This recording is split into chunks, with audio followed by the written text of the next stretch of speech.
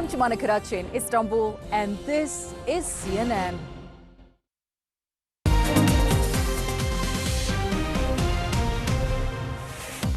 Hello and welcome. I'm Bianca Nobilo in London, and this is the Global Brief.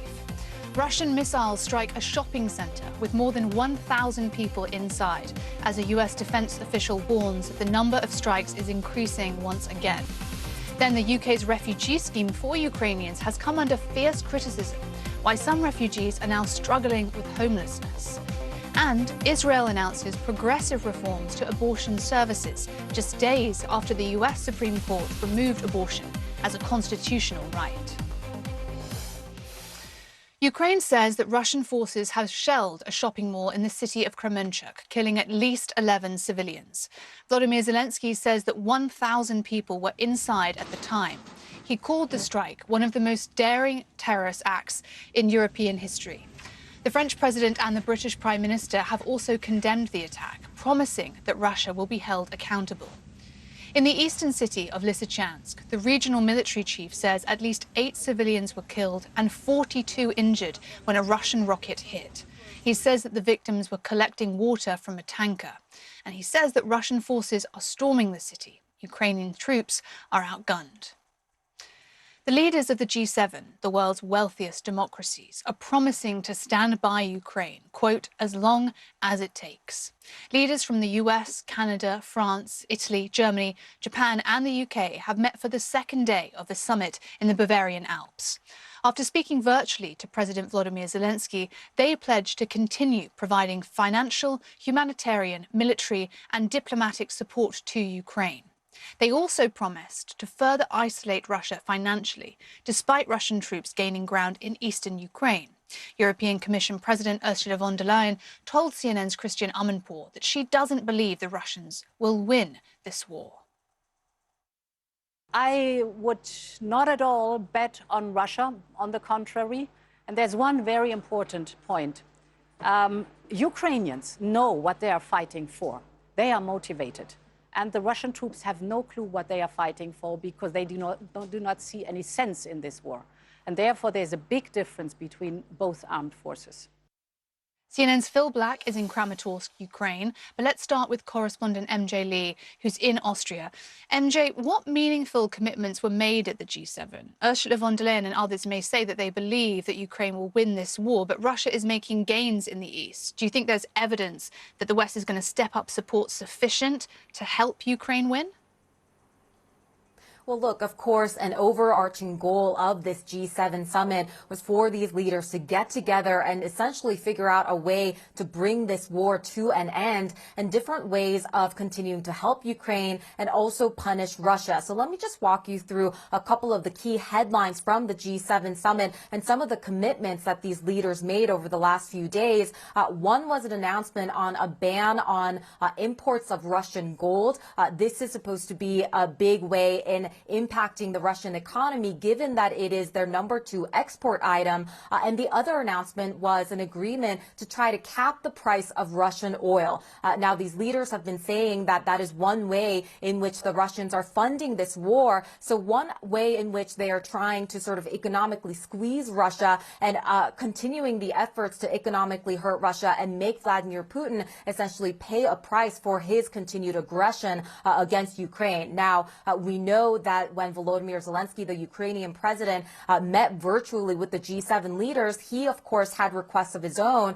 Importantly, he said that it was important that he get more air defense systems for Ukraine, particularly the kind that can shoot down Russian missiles in the sky. Now, we know and have been reporting for a while that the U.S. is expected to announce in a matter of days having purchased an advanced medium to long range surface-to-air missile defense system for Ukraine. So that is just one more sign that both economically and militarily, the U.S. and its allies are willing to and is showing Ukraine that they are there to help Ukraine as it continues to grind out in this war.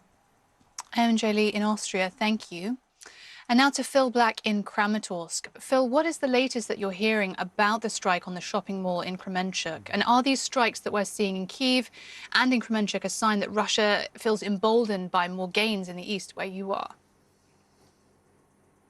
It is further proof, Bianca, I think, that even while Russia is focused militarily on the Donbas region here in the east, it still has the will and the capability to hit other targets anywhere across the country almost any time it likes.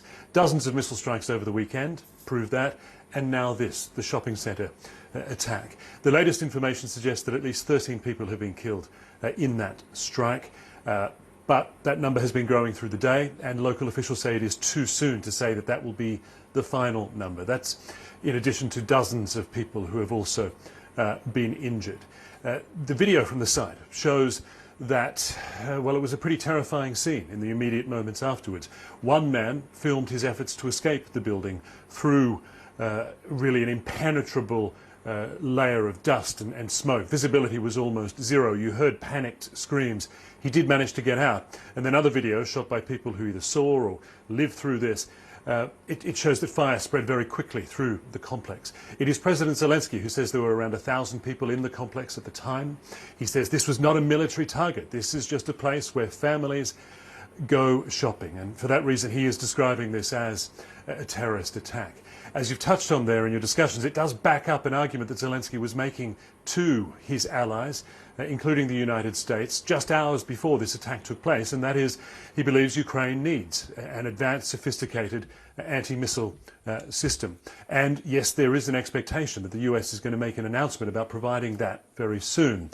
But it will be scrutinised very closely, even while it will be welcome here, because questions will be asked about the capability, about how much of the coverage, how much of the country can be covered and protected from Russian missile strikes, given, as we've talked about, Russia's willingness and ability to show that it can use its air power to strike targets, including civilian targets, pretty much at will anywhere in the country, Bianca. Phil Black in Kramatorsk, Ukraine. Thank you. Now, NATO's Secretary-General says that the threat from Russia is forcing a fundamental shift in the alliance's defences. Jens Stoltenberg gave a preview of the NATO summit that will get underway Tuesday in Madrid, calling it transformative. The meeting will outline more security assistance for Ukraine, as well as the biggest overhaul of NATO's own deterrence and defences since the Cold War. At the summit, we will strengthen our forward defences. We will enhance our battle groups in the eastern part of the alliance up to brigade levels. We will transform the NATO response force and increase the number of our high readiness forces to well over 300,000. While the UK is showing its support for Ukraine, back at home, its refugee plan is falling short. The UK government introduced schemes to provide safe homes for those fleeing the conflict.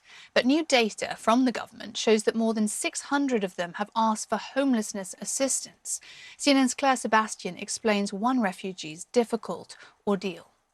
It's upside down. A new phrase somehow fitting for Natalia Lemar. At the age of 49, she's starting again from scratch, including a whole new language. Just 4 months ago, she was running her own hairdressing business and putting the finishing touches on her dream house in what was then the affluent Kiev suburb of Bucha. She watched from her second-floor window as the bombs started falling. A few days later, she says, the Russian soldiers came. I lay on the floor, on the tiled floor, and I was immediately freezing. And I heard them discussing, here's a basement, there's probably an entrance, and I heard the glass break. I started crying and saying, guys, don't kill me. On March 10th, she managed to leave with a neighbour, driving through apocalyptic scenes. She made it to Germany and finally, in early May, to London, under the British government's Homes for Ukraine scheme. The scheme will allow Ukrainians with no family ties to... The government pays a monthly allowance to hosts, but matching them with refugees is left to charities, individuals, or even social media. In Natalia's case, a friend living in London found an older couple willing to host her. An arrangement, she says, lasted just 2 weeks, ending over some minor disagreements. There was one trivial thing, and I didn't even know what they weren't happy with, then another. And even if they said something, it was done with such a smile that I thought everything was okay. It upset me so much that I felt that I was going through more stress right now when I understood I had to pack my bags than I did in my basement in Bucha. We couldn't reach Natalia's sponsors to comment for this story, but her friend who knows them confirmed she was asked to leave. Her situation is far from isolated. New data from the UK government shows 660 Ukrainian households sought homelessness assistance during the first 3 months of the war. That's both from the Homes for Ukraine scheme and another scheme that allows Ukrainians to stay with family members in the UK. And the reality is probably worse than that. Almost a quarter of councils haven't provided any data at all, including here in Bexley, where Natalia first lived. The government denied several interview requests. It says more than 77,000 people have arrived from Ukraine since the war started, and the overwhelming majority are settling in well. When relationships do break down, a government spokesperson told us the local councils have a duty to ensure families are not left without a roof over their head. The whole scheme, in my opinion, has been very much shambolic from the very beginning. Greenwich Council in southeast London is dealing with 19 such cases. We will not turn anyone away. We're not that type of borough, but we do need support in all of this. We've experienced cuts since 2010, over 100 million in cuts to our borough. They're worried this is just the beginning. Hosts were asked to commit for a minimum of 6 months, so September could see a sudden surge in homelessness cases. On any exercise of this scale, there are going to be failures. There are going to be placements that don't work, and there isn't a coherent rematching scheme, which we would like to see. The government says councils do have access to a rematching system. The reality, though, is some refugees are ending up in temporary accommodation, or like Natalia Limar, outside the system. She is now staying with a new host found through a local WhatsApp group and is trying to build a future. A victim not just of war, but of the cracks appearing in the very systems designed to help those who escaped. Claire Sebastian, CNN, London. And this just into CNN. Emergency workers are on the scene of an Amtrak train derailment in the U.S. state of Missouri. Authorities tell CNN that there are multiple fatalities and at least 50 injuries. Amtrak says that the train was carrying more than 250 people when it derailed after striking a truck that was obstructing a public crossing. And now the US Supreme Court is starting the week with more controversial rulings. Its conservative majority is showing its willingness to rapidly reshape the American social and political landscape, erode the separation of church and state, and toss out decades of judicial precedent. On Monday, we saw more fallout from its explosive decision to overrule Roe versus Wade. US women are marching, refusing to give up their abortion rights without a fight. A new US CBS News YouGov poll indicates that a majority of Americans disapprove of the decision, but conservatives are cheering. Several states have already moved to effectively ban all abortions, some without exceptions for incest or rape. But cutting off access to abortion does not stop the demand. We know this. One telehealth company says that demand for medication abortion has more than doubled since the Supreme Court decision. Israel's lawmakers are watching the US and are choosing the opposite route.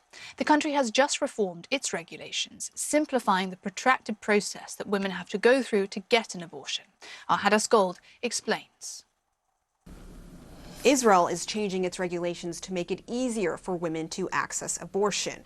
For decades, women have been able to get abortions in Israel, but they had to fill out an application and go in person before an abortion committee at various hospitals. This committee would be made up of 2 doctors and a social worker, and all abortions, no matter at what stage, had to be performed at a hospital or at an equivalent facility. Now, under these new regulations, women will be able to apply for an abortion online. The health minister also said that invasive questions will be removed, and there will be no need to appear in person before an abortion committee, although that committee will still need to approve the abortion. In addition, women will be able to seek pharmacological abortions just from their regular doctor. Here's how Health Minister Nitzan Horowitz described these new regulations. The US Supreme Court's move to deny a woman the right to her body is a dark move, oppressing women and returning the lead of the free and liberal world 100 years backwards. Even here, the situation is not ideal, but we are in a different place, and today we are taking big steps in the right direction. Now, spokespeople for the Minister of Health did say that these reforms have been in the works for several weeks, if not months. They said that these regulations had not been changed in decades and it was high time for them to be reformed. But it's hard to not see the connection between the Supreme Court ruling and this announcement made today. Many ministers, many members of the Israeli parliament were specifically connecting what happened in the United States with these reforms that will make it easier for women in Israel to seek access to abortions. The new regulations will come into full effect in 3 months. Hadass Gold, CNN, Jerusalem. Around the world, some countries are offering greater reproductive rights to women, while others are cracking down. Visit CNN.com to see how the US measures up to other countries all across the world. And still to come on tonight's programme, officials in Jordan are warning everyone in a key port city to stay inside after an accident unleashed a deadly, toxic gas cloud. And we'll look at how a comment by a senior Chinese official is causing severe backlash online.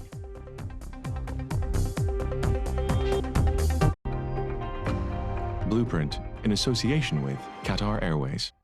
The contents of this bottle may be helping airlines reduce their carbon footprint. It's called SAF, or Sustainable Aviation Fuel, a type of biofuel primarily from waste and residues like used cooking oil. Neste, a Finnish oil refinery, has been manufacturing SAF for more than 10 years.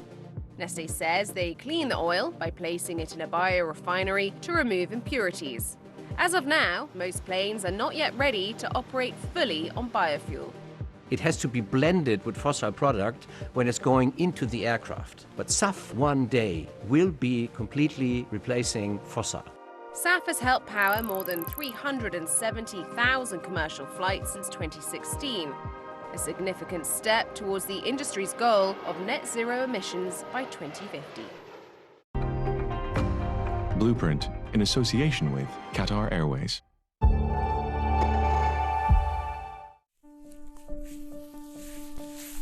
You've seen this explosion of life, and life has come back because of a new habitat that's been created with a whole load of big animals. So we went from this very intensive conventional farming system to a free-roaming, animal-based habitat creation project, rewilding. One of the things you can do is introduce free-roaming herbivores, and all of them, the way they disturb the land, the way they trample and rootle, everything that they do has a hugely important knock-on effect, a sort of domino effect for biodiversity. We've seen here some of the rarest species in Britain. An amazing species that we had never had here before is the turtle dove. And we're probably the only piece of land in the UK where turtle dove numbers are actually rising. This butterfly is an incredibly rare butterfly. Here you can see it in their hundreds. It's about kicking off natural processes again in a system, and then as human beings trying to stand back from it as much as possible and let nature perform. To see a landscape in your own country and what you've been missing suddenly come to life has been this extraordinary revelation, this surprise, this feeling of just joy that we can do it. Across Africa, businesses are working together like never before. All new on CNN, Connecting Africa. Join me and Lenny Jokos as we crisscross the continent to show you how new connections are revolutionizing commerce in Africa. This month, Connecting Africa from the Africa CEO Forum here in Côte d'Ivoire. This forum really brings Africans together. Connecting Africa on CNN, in association with Afreximbank. Let's take a look at the other key stories making international impact today. Authorities in Aqaba, Jordan are urging people to close their windows and stay indoors after a deadly gas leak. As you can see in this video, a shipping container dropped while being transported, releasing a cloud of yellow gas. At least 10 people have been killed and more than 250 others injured. And South African investigators are hoping toxicology tests will help them figure out what caused 22 teens to die during a weekend party at a tavern. The victims showed no visible signs of injury and were found sprawled over tables and chairs. 4 of the injured youths are still in hospital. Officials hope that they will provide some answers. In Colombia, a tragedy at a bullfight. Officials are investigating what caused a section of the arena to collapse during the event on Sunday. At least 4 people were killed and more than 300 others have been treated at hospitals. And Turkish police have released everyone detained in Sunday's LGBTQ Pride Parade in Istanbul. Parade organisers say almost 400 people were arrested. Turkey has banned the Pride Parade since the 2014 event attracted tens of thousands of participants. China's zero-COVID policy may stay in place for the next 5 years. That's according to a senior official in China's Communist Party. The comment sparked huge backlash online, and Chinese censors are now scrambling to scrub the internet. Last month, China doubled down on its severe COVID-19 restrictions. CNN's Selina Wang looks at how politics is trumping science when it comes to the country's COVID policy.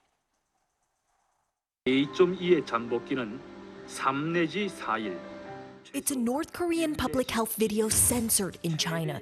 As Pyongyang battles an explosion in COVID cases, this state video explains that most Omicron patients will have mild symptoms. Only serious ones need to go to the hospital. That's common knowledge. But here in China, the government continues to shut down entire cities over one COVID case. All positive cases and close contacts are sent to government quarantine. Authorities quickly scrubbed the North Korean video and news of the country lifting its COVID lockdown from China's internet. But that's not stopping many in China from praising the Hermit Kingdom for being more scientific than China. One post said, "Suddenly I realized we are the most pathetic." The Chinese city bordering North Korea has been under lockdown for more than a month. Videos online show Chinese CDC workers placing what appear to be rows of air monitoring machines along the Yalu River that separates the two countries. Those machines, they're testing the air from North Korea for COVID. State media even ordered residents to stay away from the river and close their windows on windy days. They feared the wind blowing in from North Korea might spread the virus, despite no scientific evidence. Local governments have not responded to CNN's questions about the warnings or air monitoring machines. Just days after Shanghai exited its brutal 2-month lockdown, many are being sealed back into their homes. This Shanghai community is protesting the endless cycle. "We are being illegally imprisoned," the man's loudspeaker says. Police arrest the man and push him into the police car. As residents shout, "Why arrest people? Freedom, democracy, equality, and the rule of law." One resident even shows his middle finger to authorities, refusing to back down. CNN reached out to multiple Shanghai police departments. They all declined to comment. And for those of us not fenced up, we're also constantly COVID tested. I need one at least every 72 hours to enter any public venue. That's a rule across all major cities in China. And it can be a hassle, often waiting in long lines like these. And it's not just people that are relentlessly COVID tested. Videos of stray cats, dogs, mail packages, seafood, sewage, and newborn infants being COVID tested have gone viral. That's despite international health officials saying the risk of transmission from animals and surfaces is extremely low. Yet COVID workers continue to disinfect everything in sight: streets, the open air, even each other. This is more hygiene theater and it's not based on any science. The risk of transmission from surfaces is at best theoretical, not even measurable at this point. It's useless, meaningless, and distracting from the real source. Zero COVID policy simply will not work. The government claims zero COVID is the only way to save people's lives, even though many of their policies run contrary to scientific evidence. That's because China's supreme leader has tied his leadership to zero COVID. So politics trumps science and logic. Selina Wang, CNN, Beijing. The British Prime Minister says that Parliament might soon pass a bill overturning part of the Brexit divorce deal that was agreed in 2020. The first hurdle was passed tonight, and there have been indications that this might lead to a trade war between the UK and the EU. The bill was debated in Parliament for the first time on Monday and criticised by former Prime Minister Theresa May, who said that it will damage Britain's international reputation. If it becomes law, it gets rid of certain trade rules for Northern Ireland. Those rules were made because of the land border with the Republic of Ireland, which is part of the EU. CNN's Nick Robertson spoke with Ireland's Taoiseach.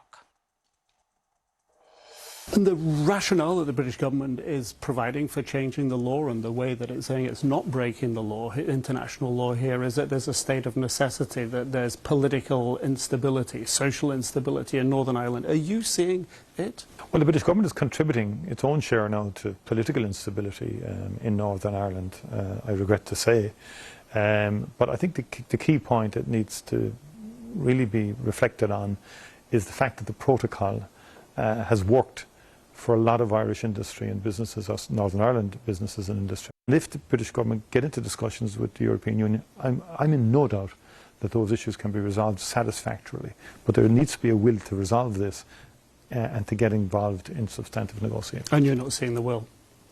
No, I'm not seeing the will and haven't seen it for quite some time. You're talking with President Biden's administration about as Brexit as it moves along. What commitments are you getting from them for supporting Ireland? The US government has communicated consistently over the last 2 years to the United Kingdom government, but it wants a resolution on a negotiated basis, and I think that makes sense between like-minded democracies. That's how you resolve issues of this kind.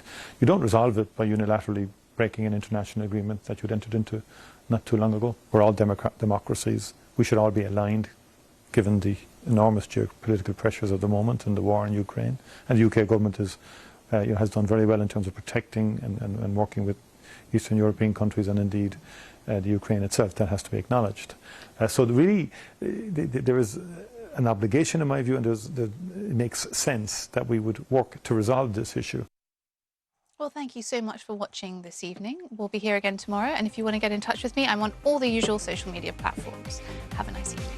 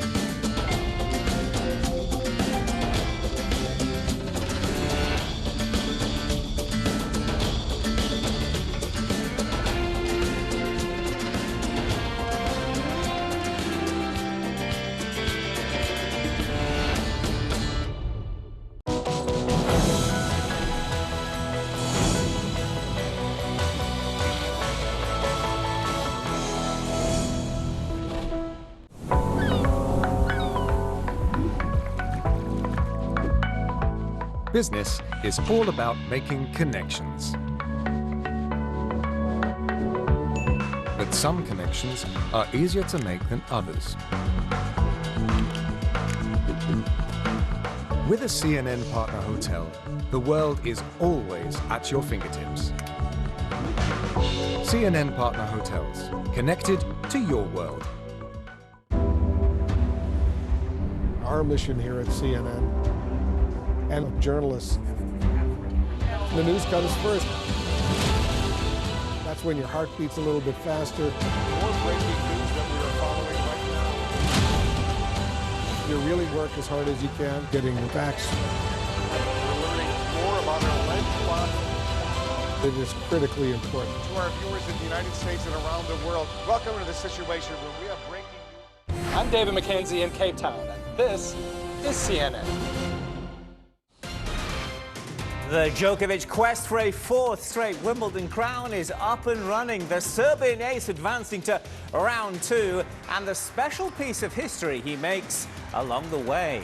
An avalanche of joy and elation as Colorado celebrating victory, this in ice hockey's Stanley Cup final.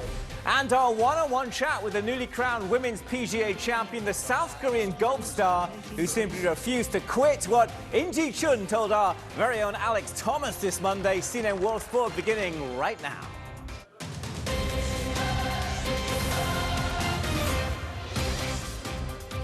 Hi there, welcome to CNN's World Sport. I'm Patrick Snell. There is just one place to start, and that is at the Wimbledon Tennis Championships in England. A very different Wimbledon it is too this year. Remember, no player ranking points up for grabs. This amid the fallout from the tournament's ban on both Russian and Belarusian players. Top-seeded Novak Djokovic calling that decision taken following Russia's invasion of Ukraine wrong in the build-up to the third slam of the year. But the Serbians start up and running with a first-round four-set victory against 81st-ranked Korean Kwon Soon-woo, the defending champ, bidding for his fourth Wimbledon title in a row and his seventh, he hopes. Overall, it was Nole's 80th Wimbledon victory, and he now becomes the only man to have won 80 matches at all four Grand Slam tournaments. Quite incredible, really. Djokovic, remember, couldn't play in the season's first slam, the Aussie Open in Melbourne, after being deported because he wasn't vaccinated against COVID-19. I've experienced something that I've never experienced in my life in Australia, and so this post-Australian period of next several months was challenging emotionally for me because of, you know, a lot of different factors. But of course, that the sensation coming back on the court with everything that happened post-Australia, particularly the first few tournaments, was different. It was a different feel. Not very pleasant to me, but right now I don't feel the traces of that, so to say, anymore. I just move on. I play tournament by tournament and try to make the most out of experience. Oh, Djokovic seeking a 21st Grand Slam title to try and get within one of Rafa Nadal's all-time mark. Earlier I spoke with CNN Sports contributor Ravi Uber, who gave me his expert views from the All England club on the start Djokovic has made to this year's Wimbledon. When Novak plays at Wimbledon, given he's won it 6 times, he doesn't lose many sets in the early rounds, including the first round. So when he dropped a set to Soon-woo Kwon, obviously your eyebrows are raised a little bit that second set, and he was actually down by a break also in the first set. So obviously it's a bit out of the ordinary, but you don't have to factor into the equation. I think there's a lot more riding on this Wimbledon for Novak because he didn't play the Australian Open, right? We know that as of now, he's not playing the U.S. Open, and he faces that 3-year ban from playing at the Australian Open next season. So basically, it's come down to 2 Grand Slams for him this year. He lost to Rafa at the French Open, a match that I thought seriously he was going to win. Epic match, epic quarterfinal. So there may be a bit more pressure on him this edition. I think he's going to be able to handle it because he's handled it in the past. And also, I mean, he has the grass court Naus, which is so important playing at Wimbledon. He's also, I think, in the better half of the draw. Yeah, we shall see. Fascinating. He wants that career Grand Slam title number 21, doesn't he? You mentioned Rafa. Listen, I want to go back to 2003. I recall watching, I think it was a then 17-year-old Rafa Nadal play Ravi in his very first Wimbledon. What a career he went on to have, and indeed is still having. I want to focus in on the homegrown talent there at the All England club of a certain Andy Murray, a 2-time Wimbledon champion. So much focus on the British players there, as we know, during Wimbledon fortnight. But when you look at all that Murray's overcome in terms of injuries in recent years, what do you think would represent a good Wimbledon for him? I think Patrick getting to the second week would be a good Wimbledon, in my opinion. I mean, he came in having that abdominal injury, and that was big because I think for a time it was maybe a doubt as to whether he was going to play. He wasn't able to serve. I mean, it's only a couple of days ago. So I think based on that, based on the fact he's come back from the hip resurfacing, I think, you know, it's going to expect a lot for him to go deep. By deep, I mean quarterfinal, semifinal, make the final. I don't see that as being realistic. I think one thing which is important to mention now in the context of all the British players, and especially Emma Raducanu, is to reflect, Patrick, on all the pressure that Andy had go through the years 2008, 9, 10, 11, 12, until he finally won it in 2013. I mean, everybody in the country really living and breathing every point in Wimbledon. So a lot of pressure he has had to have in the past at Wimbledon, now being shared by Emma Raducanu. Yeah, she's very much centre stage right now, and her story is really one worthy of further scrutiny. I feel, you know, she advancing in straight sets on Monday. She's the reigning US Open champion. What a year she had, the last 12 months or so in her life. But look, let's be honest, it has been far from smooth sailing for her, right, in recent times. How much do you feel she actually needs to have a really good Wimbledon? Oh, that's a good question, Patrick. The need to have a good Wimbledon, I think for her own confidence, it would do absolute wonders, because she's been stop-start after winning the US Open last year, all sorts of injuries. The latest one coming in was a side strain issue. So I think for her and that confidence and the belief, it would go a long way. Do I think it's necessarily going to happen that she's going to have a very, very deep run? You never know. I mean, she's found it very difficult to win back-to-back matches at tour level, but she does have the fans behind her. I love the attitude she had on court today. Really, from the first game, she was pumping her fist, really into it, getting the crowd behind her. I think they could be a big, big help for her this fortnight. So I'm very interested to see how far she can go. Oh, thanks to Ravi there. All right, well, ahead on CNN's World Sport, a new NHL Stanley Cup champion is crowned, a celebration over 2 decades in the making.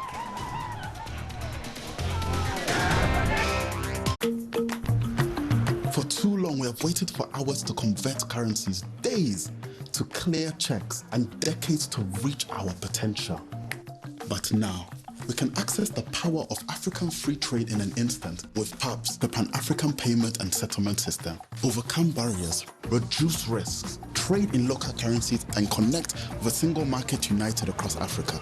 Be a part of Africa's flourishing free trade today.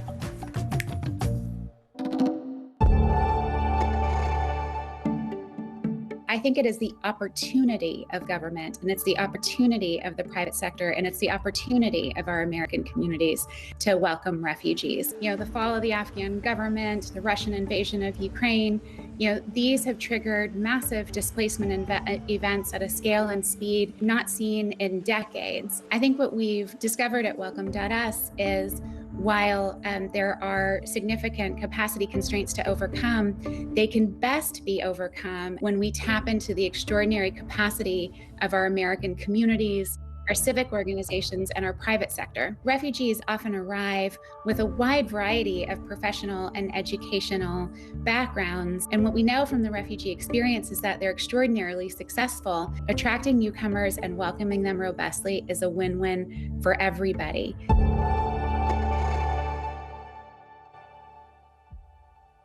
We're here at the home of one of the FSB team. Was it your team that poisoned Navalny? What do you want the world to know? People are so exhausted. Just gonna help her carry this bag. Scores of Taliban fighters, and just behind us, the U.S. Embassy. I'm the one who has to look them in the eye. Can I have your word? These people are depending on you. Now they're pressing in. They want desperately to tell their stories. We'll come back to you. The celebrations in full swing now for ice hockey's new Stanley Cup champions, the Colorado Avalanche, who've dashed the hopes of the Tampa Bay Lightning. A triumph more than 2 decades in the making. CNN Sports' Andy Scholes now. This was a great series, Patrick. You know, the Avalanche were the favorites all year long, and in the end, they got to hoist the Stanley Cup, ending the Lightning's dream of a three-peat. And Game 6 was a good one. Second period, we had a tie game. Colorado's Artturi Lehkonen scores to give them a 2-1 lead. We go to the third. Tampa desperately trying to even the score. Gabriel Landeskog blocks Nikita Kucherov's shot with his skate, and the blade actually comes off. So Landeskog has to crawl off the ice to go get it fixed. In final seconds, the Avalanche able to hold off the Lightning's final charge with an empty net. They celebrate as Stanley Cup champions for the first time since 2001. You grow up, you see that thing as a kid, and you have pictures of it on your wall, and I mean, all I think about is everybody that got me here, and I mean, my family's in the stands, so it's amazing wherever they are, but yeah, it's surreal. It's amazing. It's hard to describe. I didn't really know what it'd be like to actually win it, but just seeing all these Warriors battle just feels unbelievable. So words can't describe how I feel right now. And what a postseason it was for the Avalanche. They finished with a record of 16-4 with 10 comeback wins. It was the second best playoff record since 1987. 23-year-old Cale Makar received the Conn Smythe Trophy for the most outstanding player in the playoffs. This was the scene late into the night Sunday in Denver as the fans were celebrating. And Patrick, they're going to continue that celebration this week with a big parade on Thursday. I bet they are. Andy, thanks. England's cricketers completing a remarkable 3-0 clean sweep of their international test series against New Zealand, needing 113 more runs on the fifth and final day at Headingley.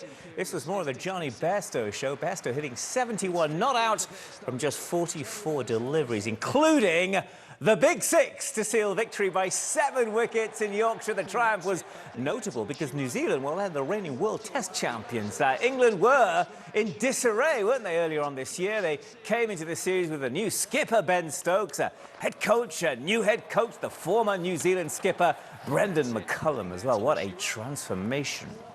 Well, earlier I spoke with former England spin bowler Monty Panesar, who knows plenty about taking wickets at the very highest level, including the prize scalp of McCullum over the years. Panesar, who recorded his test best figures of 6 for 37 against the Kiwis back in 2008, telling me the English are now reaping the benefits of the team's new hierarchy. Since the appointment of, Brendan McCullum and Ben Stokes, there was obviously question marks over can McCullum really, prosper in the red ball game? But he's kind of really brought a new level of confidence. He's able to get the team to relax. And then suddenly, as a sportsman, when you have that fear of failure, you kind of think, can I really do well on any given day? He kind of says to them, you can win at any given point. Go and chase the success. Take us inside that England dressing room, so to speak, tapping into your own experiences as a player at the very highest level. When you hear those words of inspiration from a coach, how does it breed that inner calm, that self-confidence that then translates to increased productivity and success on the pitch? I think it takes individual, case by case, really, because, as a spinner, for example, when I played for England, I had some great captains like Michael Vaughan, Andrew Strauss, who would in particular bring me on, to bowl with that new ball, the times when I was playing against Pakistan on slightly more, turning subcontinent pitches. But for Ben Stokes to do that at the third test match, I think that was incredible. Just a little bit more on Ben Stokes. Tell us more about him as a person, his qualities as a leader. I think Ben Stokes is a natural leader. He's got that feel for the game. When you have test captains or people in sort of leadership positions amongst a sports team, they tend to be slightly ahead of the game. They have that feel for the game, and he certainly has that. But I think also he has a tactical nous. He has both of them things combined, which is very rare, in a captain. So you got Ben Stokes doing what you've just said. What about Joe Root, though? Do you think he's sort of, in a sense, been liberated since ending his stint as Test captain for England?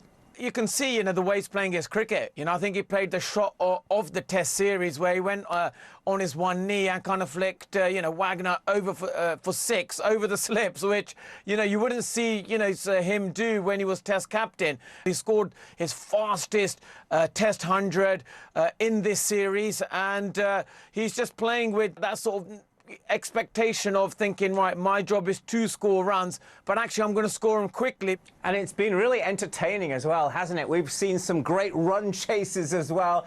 Talk to the entertainment value. How healthy overall is the state of Test cricket as we've just seen it, would you say? We've seen packed house, packed grounds, and for one of them reasons is this sort of style of cricket. I think people are loving it at the moment. When we got the next test match against India starting on Friday, that's going to be the real test, where India have got a slightly stronger bowling attack. Their batsmen are, technically a bit more better. It'll be interesting to see.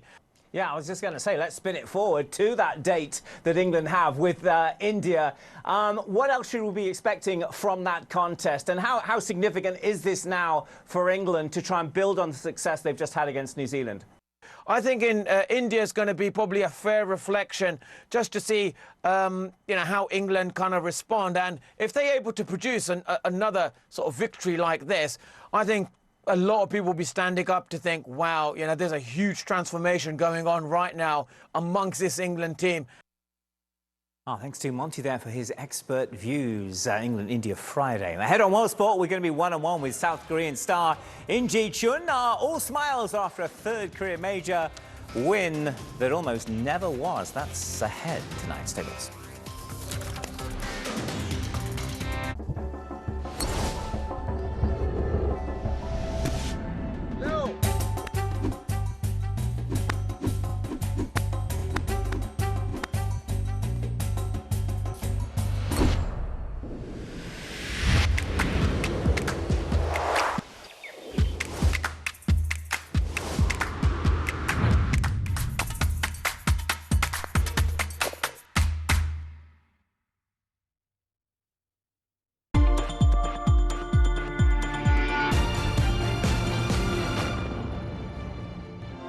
If you want to go fast, go alone.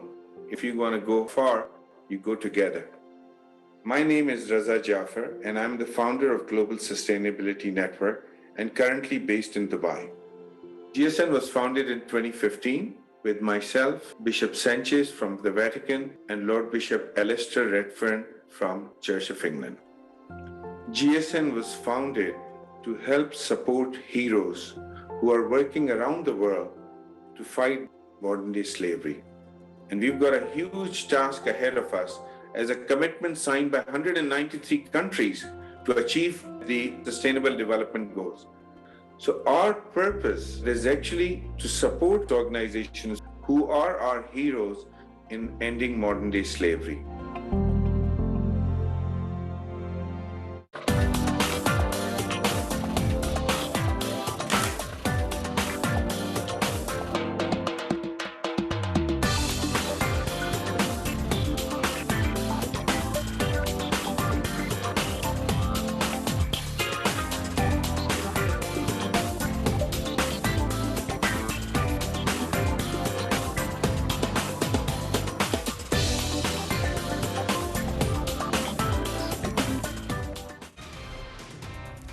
Welcome back to you. Well, for the first time in 6 years, In Ji-chun is a major golf champion, saying she actually had to ignore critics who urged her to quit the game as the titles dried up. Well, despite shooting a final round 75 at the PGA Championship Sunday, Congressional, the South Korean finishing at 5 under par, 1 stroke ahead of the American player Lexi Thompson and US Open champion Minjee Lee. Afterwards, the 27-year-old reflecting on her remarkable life journey with our very own Alex Thomas. After I had a great first round, everyone talked about, oh, it's gonna be yours, and we felt like you played a different course, and absolutely it was a lot of pressure. So like next 3 days it was hard to control the mind, and then it was really tough to stay in the state. So, but I made it, so I'm so proud of myself. You told the media afterwards that some people had suggested you should quit golf altogether. Did you ever feel that way? Yes, because before KPMG week, I told my old sisters, and I just cried, and I told my sister I felt really lonely from the state, and it's so hard to stay here and keep playing golf. So when I told my sister, then she said, Inji, your mental and body is more important than your golf game. So if you really want to come back to Korea, then you can, or if you want to kick the golf, and then you can kick the golf. Then when I heard what she said, then maybe I don't want to kick the golf. That's how I got feel when I talked with her. So I tried to make all the good focus on from the KPMG. And yeah. You thanked all your Flying Dumbo fans. Can you explain what you meant by that? So Flying Dumbo is a fan club in Korea because they want me to fly high, how they call it Flying Dumbo. And then they always cheering me and they watch my game like during the midnight, and they just never gave up me, like no matter how I did last few years. So I always really appreciate to them. And of all the messages of congratulations you received, which was the most special to you? After I finished the final round, I talked to my parents and then my sisters. And then my sister said, Inji, like, I was crying too, and then, you know, I understand how hard time, but after you made the last putt, I felt like it was kind of cute last week. That's what she said. That's wonderful to hear. It's great to see a smile on your face. Many congratulations. Thanks for speaking to us on CNN. Thank you so much. It's fantastic to hear. Special thanks to Inji Chun there speaking with Alex. And do stay with us now for more on her third career major triumph. And we're about to hit the high seas as well. This is our latest Rolex Minute for you.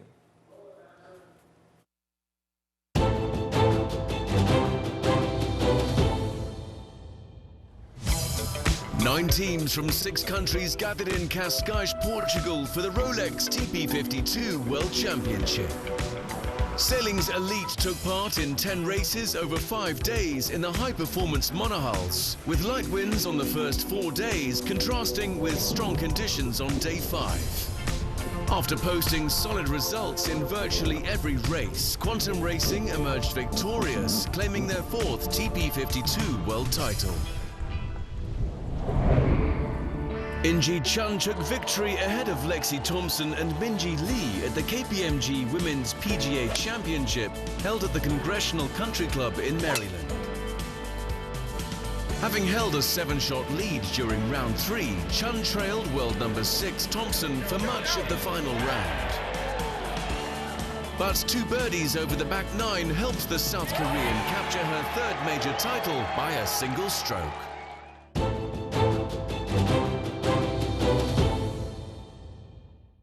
This is a world where an ardent heart and a sharp mind can meet and reach a perfect balance. Serene, sovereign, with a beat of its own. Every movement foreseen, conceived, rehearsed to the very last detail. So that when the time is right, when the fickleness of the elements has been factored in, and the absolute focus of the mind instilled in every part of the body, that one shot is released. It takes but one instant, yet it perpetuates a tradition of nobility deeply rooted in history, and an ironclad resolve to improve the values of a discipline driven by passion and bound for perfection.